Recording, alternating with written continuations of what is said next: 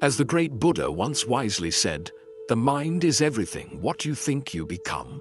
When life feels uncertain, when the future is blurry and your heart is heavy, it's not always the situation that drowns you.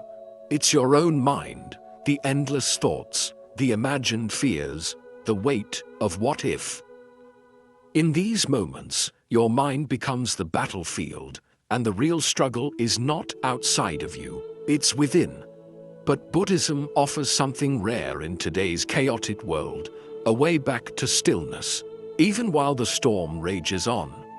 It teaches us that peace isn't something you chase or find in the outside world.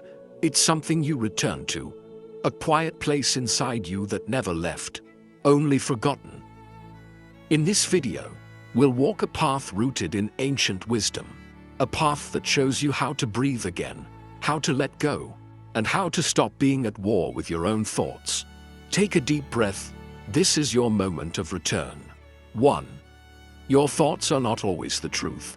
One of the most powerful teachings in Buddhism is that your mind is not always your friend. It doesn't always tell the truth. In fact, the Buddha often described the mind as a wild monkey, jumping from one fear to another, constantly making up stories based on fear, insecurity, and past pain. When you're going through hard times, your thoughts can become especially loud and convincing. You may hear things in your head like, "I'll never make it," "I'm not good enough," "Everything is falling apart." But here's the truth. Just because you think it doesn't mean it's real. Thoughts are not facts. They are mental habits, patterns your brain has repeated over time, often rooted in fear, not truth. Buddhism teaches us to become observers of our thoughts rather than believers in them. Instead of getting pulled into every negative thought, you can take a step back and simply notice it. Imagine your thoughts as clouds in the sky. Some are dark and heavy, some are light and fluffy, but none of them stay forever, and none of them are the sky itself. You are the sky. Your awareness, your presence, your inner stillness, that is your true nature. The clouds are just passing moods, so when a worried or fearful thought comes, practice saying, that's just a thought, it's not who I am, it's not the full truth. Take a deep breath, let it pass, without reacting to it. This practice, called mindfulness, is like learning to sit beside a rushing river without jumping in. The more you recognize your thoughts as temporary and separate from your true self, the less power they have over you, and slowly you'll find a quiet confidence growing inside, one that no fearful thought can destroy. 2. Focus on the present, not the prediction. One of the main reasons we worry so much is because we leave the present moment and get lost in the future. We start imagining everything that could go wrong. What if I lose everything? What if I fail? What if I'm not strong enough to handle this? These thoughts create anxiety, not because they're happening now, but because our mind is making predictions. But Buddhism teaches us something simple and powerful. The future does not exist yet. The only thing that is real is this moment. Right here, right now. The present moment is the safest place you can be. It's where your breath is. It's where your body is. It's where peace lives. When you anchor yourself in the now, even just for a few minutes, your mind slows down. You begin to realize that, in this moment, you are okay. You are breathing. You are alive. You are safe. It's important to understand that worry is usually not about what is happening now.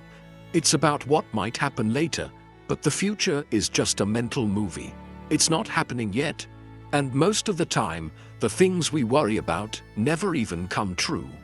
So instead of trying to predict the future or control what hasn't happened, practice returning to the now.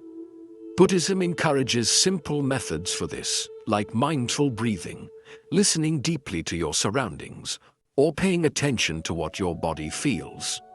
When your mind begins to spin with fear, ask yourself, what is actually happening right now? Am I okay in this moment? Can I take one mindful breath? These small practices pull you out of the storm of what ifs and back into the calm of what is. Because the truth is, you don't need to figure out the next 5 steps. You just need to take the next breath. And in doing that, you give your nervous system a chance to relax, your heart a chance to open, and your soul a chance to rest. First, you stop drowning in imaginary futures and start living in real peace. 3. You can't control everything, but you can control this. One of the biggest sources of worry and stress is the desire to control everything around us. We want things to go according to plan. We want people to treat us a certain way. We want our efforts to guarantee success. But life rarely listens to our plans. The weather changes. People disappoint us. Situations fall apart. Unexpected problems show up without warning. And when things don't go how we imagined, we feel helpless, frustrated, or scared. But Buddhism teaches us a life-changing truth. Trying to control everything is a cause of suffering. Why? Because control is an illusion. The more you try to grip tightly, the more things slip out of your hands. It's like holding sand in your fist. The tighter you squeeze, the more you lose. Real peace doesn't come from controlling the outside world. It comes from mastering your inner world. Here's what you can control: your breath, your response, your mindset, your energy, your actions, your presence. You can't stop the storm, but you can choose to stand calmly in the rain. You can't stop people from saying hurtful things, but you can choose not to let their words poison your heart. You can't guarantee success, but you can give your best, stay present, and let go of the outcome. In Buddhism, this practice is called equanimity, a balanced, peaceful mind that stays steady even when life feels chaotic. It doesn't mean you give up or stop caring. It means you shift your energy from controlling to responding wisely. For example, when someone speaks with anger, you can choose to breathe instead of react. When your plans fall apart, you can choose to trust that a new path may be opening. When uncertainty appears, you can choose faith over panic. This isn't easy, but the more you practice it, the more you realize how powerful you really are. Not because you control the world, but because you don't let the world control your peace. So when your heart feels overwhelmed, remind yourself gently, I don't need to control everything. I only need to control how I respond. That's where your strength lives. That's where worry begins to fade. And that's where true inner freedom begins. 4. Your worst days still built you. It's easy to look back on the hardest moments of your life and wish they had never happened. When you were at your lowest, whether it was facing loss, heartbreak, failure, or disappointment, you probably felt broken, alone, and unsure if you could ever recover. But here's a truth that Buddhism teaches us. Those painful moments were not wasted. They were the bricks that built your strength, your compassion, and your wisdom. Think about a seed pushing its way through dark, heavy soil. At first, it feels the weight of earth pressing down on it. It might struggle and crack, but without that pressure, it could never sprout. Those very forces that felt like they were crushing it also gave it the power to grow upward toward the light. In much the same way, your worst days pressed on you, but they also pushed you to become more resilient. Every time you experienced suffering, you had to face difficult feelings, griefs, anger, fear. You may have wanted to run away, blame someone else, or give up entirely. But when you stayed present with your pain, when you acknowledged it instead of hiding from it, you learned something invaluable about yourself. You discovered how deep your capacity to heal could be. You uncovered hidden strengths you didn't know you had. You learned that even when you felt powerless, you still had choices. The choice to breathe, to continue, to reach for hope. In Buddhism, this process of transforming suffering into wisdom is called turning poison into medicine. Just as a skilled alchemist turns a harmful substance into something healing, you turn hardship into understanding, empathy, and inner peace. Your worst days taught you humility because you learned that you are not in control of everything. They taught you compassion because you now know what it feels like to hurt, and you can extend kindness to others in pain. They taught you patience because healing never happens overnight. And they taught you gratitude because when you finally emerged on the other side, you saw life's simple blessings with fresh eyes. So, the next time you're tempted to despise the past, remember this: each painful chapter of your life played an essential role in shaping who you are today.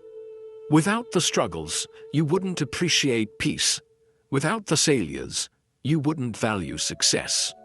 And without the low points, you might never reach for something higher. Embrace your history as a teacher, not an enemy. Bow to the lessons learned, even the harsh ones, because in Buddhism, every moment of suffering is an opportunity to awaken to your own strength, compassion, and the unshakable peace that lives within you. 5. Not everything deserves a reaction. When life throws challenges your way, insults from others, unexpected setbacks, or moments of self-doubt, it's natural to feel an immediate urge to respond. Our minds are wired to react swiftly. Someone says something hurtful, and we lash back. A problem arises, and we panic. Yet Buddhism teaches us that every reaction costs a piece of our peace.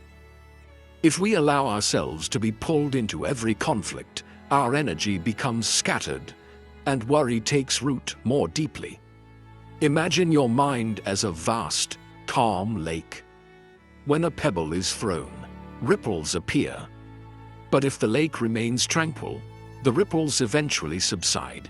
However, if the lake's surface is already turbulent, even the smallest pebble creates waves that grow and persist.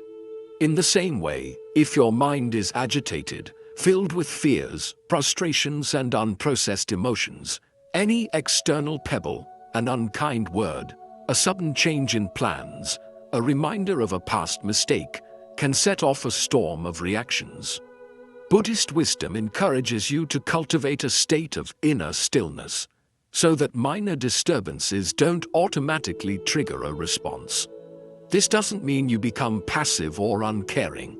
Rather, it means you learn to pause before reacting. In that pause, you create space to choose a wise response instead of an immediate, often knee-jerk reaction. When someone criticizes you harshly, your first impulse might be to defend yourself, to strike back, or to shut down. But if you breathe and observe your feelings, anger, hurt, or shame, without immediately acting on them, you give yourself time to see whether a reaction is truly necessary. Often you'll realize that the words were more about the speaker's own pain than about you. By choosing not to react, you preserve your peace and your relationships. Consider daily annoyances, a long line at the store, a rude driver cutting you off, a notification that disrupts your focus. None of these moments deserves a full-blown emotional storm. Yet, when you allow yourself to react, clenching your fists, clenching your jaw, your heart racing, you carry unnecessary tension. Buddhism teaches mindful awareness. Notice the irritation rising in your chest, recognize the impulse to clench, and then choose to let it pass. You might even silently remind yourself, this is just a passing moment. It does not need my full attention. In doing so, you free up mental and emotional space for things that truly matter. Another source of unnecessary reaction is the inner critic, the voice that judges every misstep, every flawed thought. When you make a mistake at work or fail to meet your own expectations, that inner voice says, "See, you're not good enough." If you react by spiraling into guilt or shame, you create further suffering. Instead, Buddhism invites you to observe that inner judgment as if it was someone else's nickname, just a voice that doesn't hold the ultimate truth. By not reacting to that critic, you weaken its power. You discover that self-worth isn't defined by every fleeting thought or error.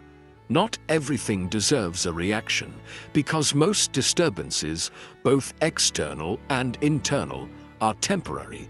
They flicker in and out like passing clouds.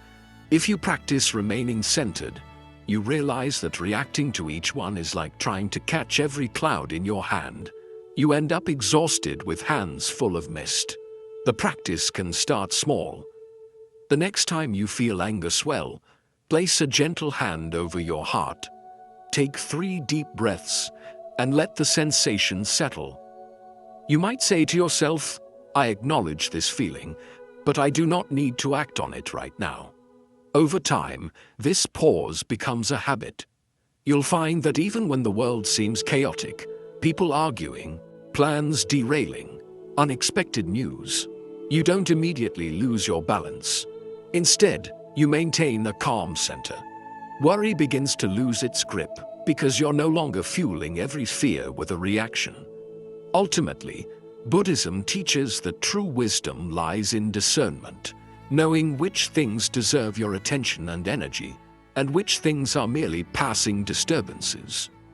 By refusing to react to every impulse, you conserve your inner resources, you protect your heart from needless pain, and you create a steady foundation of peace that even the fiercest storms cannot uproot.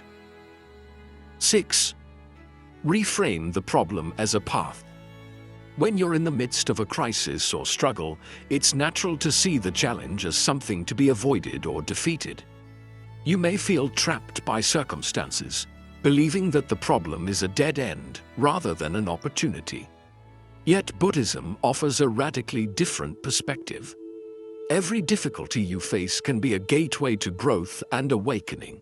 Instead of seeing obstacles as roadblocks, you learn to view them as signposts pointing you toward deeper wisdom. Imagine walking through a dense forest and encountering a fallen tree blocking your path. You could stand there frustrated, convinced that your journey is over, or you could walk alongside the tree, discover a small opening beneath its branches, and continue moving forward. In that narrow gap, you might notice new plants, fresh sunlight filtering through the leaves, or a hidden stream you never would have seen otherwise. The obstacle itself becomes part of your adventure, a lesson in adaptability and perspective. Buddhism calls this process turning poison into medicine. Every problem has within it the seeds of its own solution, if only you're willing to look deeper. When a relationship ends, rather than seeing it as a devastating failure, you can ask yourself, what can I learn about compassion, healthy boundaries, or self-worth from this experience? When your career hits a setback, you can inquire, what hidden talents am I being invited to develop? What new direction might emerge from this challenge? By reframing, you transform the energy of fear and resistance into curiosity and intention. This shift doesn't mean you pretend everything is fine when it's not. It doesn't deny the pain you feel. Instead, it invites you to lean into the discomfort long enough to discover its hidden gift. Buddhism teaches that suffering reveals the roots of attachment, aversion, and ignorance, the very patterns that keep you trapped in cycles of stress and worry. When you face the hard truth of your pain, you gain insight into why certain situations make you suffer. Perhaps you realize that you've been clinging to a specific outcome, or that you're resisting change because it feels too uncertain. In recognizing these patterns, you begin to loosen their grip. The practice of reframing also involves trusting that the universe has a wisdom beyond your immediate understanding. When the Buddha was confronted with painful questions about life and death, he didn't try to force answers. He sat in silence, observing the nature of reality. In your own life, when a problem arises, pause and breathe before reacting. Notice the story your mind wants to tell, how it might exaggerate the problem, or assume there's no way out. Then gently ask, is there another way to see this? What might this circumstance be teaching me? As you cultivate this mindset, you become less reactive and more responsive. You create space to see not only the difficulty, but also the possibility within it. When you reframe challenges as paths, you begin to appreciate the richness of the journey itself. Buddhism emphasizes that life is impermanent and ever-changing. Joy and sorrow flow hand in hand. By embracing this fluidity, you're no longer a passive victim of circumstances, but an active participant in your own awakening. You start to notice how each trial refines your character, strengthens your patience, and enlarges your capacity for compassion. Even when the path feels treacherous, when heartbreak, illness, or failure looms large, you can walk it with intention, knowing that every step brings valuable insight. Over time, this practice of reframing becomes second nature. Difficult situations no longer paralyze you, but invite you to step forward with curiosity. Worry loses its power because you're no longer obsessed with trying to avoid discomfort. Instead, you're focused on learning from it. You trust that every problem, no matter how daunting, holds a lesson that will guide you toward greater clarity and inner peace. In this way, Buddhism transforms suffering into a powerful teacher, showing you that what you once viewed as a closed door was simply an invitation to discover a new path. Stefan. Faith is the antidote to fear. Fear often thrives in uncertainty. Imagine standing at the edge of a dark forest, not knowing what lies within. Your mind conjures every possible danger, and your heart pounds with apprehension.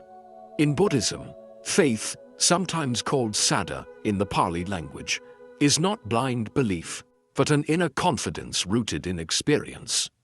It's the light that helps you move forward, even when you cannot see the entire path. When hard times darken your outlook, faith becomes a shield, allowing you to stand tall amid uncertainty. First, understand that fear often arises because the mind tries to predict outcomes it cannot control. When you ask, "What if I fail?" or "What if my worst nightmare comes true?" you are projecting possible futures onto a blank screen. Buddhism teaches that this projection is like watching a scary movie in your mind.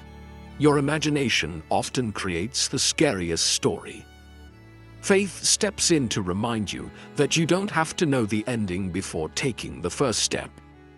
By doing small things like pausing to feel your breath or recalling times when you overcame challenges, you slowly build trust inside that life can guide you wisely, even if you don't know every answer.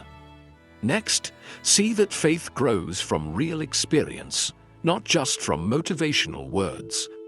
Think back to moments in your life when you faced struggles, maybe an unexpected illness, a broken relationship, or money problems, and still found a way forward. Notice how, even when the solution wasn't clear, you discovered strength within, resilience, creativity, or received help from friends or even strangers. These moments show that support is always around, sometimes from your own heart, sometimes from the world outside. By remembering them, you water the seed of faith. If I managed before, I can trust myself to face uncertainty again. Another way Buddhism builds faith is through the idea of impermanence, anicca. Everything changes, including your situation, emotions, and even your body. When you realize that no painful moment lasts forever, you start trusting the natural flow of life. Just like storms always pass, your present difficulties will fade too. Accepting this truth doesn't mean you give up. Instead, you see that both good and bad times come and go. With this awareness, you can rest more peacefully in the present, knowing that today's fear will not remain. Faith also grows through community and the guidance of wise teachers, whether from scriptures, meditation guides, or supportive friends. In early Buddhist communities, people gathered to listen to the Buddha's teachings and share their experiences. This shared faith reminds you that you are never alone in your struggles. Others have walked similar journeys, found healing, and discovered peace. When you hear stories of monks who stayed calm during crises, or of practitioners who turned pain into compassion, it plants a seed in your heart. If they managed it, maybe I can too. These examples strengthen your belief that both change and healing are possible. Buddhism also teaches that faith and effort always go together. Faith is not about waiting for miracles, but about actively taking part in practice. Even a single sincere breath, treated as a step in meditation, can deepen your conviction. When fear grips your mind, you can remind yourself, I trust that by returning to my breath, I will find clarity. Each time you do this, every moment you choose mindfulness instead of panic, you make the bridge between fear and faith stronger. With time, that bridge becomes so steady that fear no longer controls you when uncertainty appears. Think about how faith transforms your relationship with fear. Rather than seeing fear as an enemy to fight, you start to see it as a guide, showing where greater trust or wisdom is needed. When fear arises, pause and ask, what is this fear trying to teach me? It may uncover hidden attachments, quiet worries, or forgotten dreams. Faith allows you to meet that message with curiosity instead of avoidance. You may discover that beneath the fear lies a longing for meaning, a need for connection, or a wish to live in harmony with your true values. In this way, faith becomes the remedy for fear. Not because it magically erases all anxiety, but because it teaches you to respond differently. With faith, you notice fear is there and still decide to move ahead. You trust that each breath, each moment of awareness, will give you the clarity you need. As faith deepens over time, you'll notice that fear slowly loses its power to freeze you. Instead, it turns into a gentle reminder, encouraging you to gather your strength, fall on your inner courage, and step with confidence into the unknown. In the end, these 7 lessons are more than just teachings. They are practical reminders that you can shift the way you respond to fear and hardship. Your thoughts are not always facts. The present moment is the only thing you truly have. You may not be able to control everything, but you can always choose your response. With practice, every painful moment has added to your resilience. And not every disturbance needs your reaction. Every challenge has something to teach you. And faith, built on remembering your past strengths and trusting in impermanence, will support you whenever fear appears. As you practice these teachings, you slowly move from being controlled by outside situations to feeling steady in your own inner wisdom.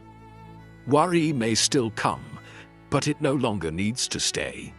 You learn to sit with uncertainty, breathe through it, and keep moving forward with calm confidence. May these principles serve as a guide whenever life feels too heavy. Come back to them as often as needed. Read them, reflect on them, and let them lead you back to peace. By doing so, you will see that even in the hardest times, your heart can stay open, your mind clear, and your spirit continue to grow. Thank you for watching. If these lessons touched you, take a moment now to breathe deeply. Appreciate your journey and step gently into what comes next.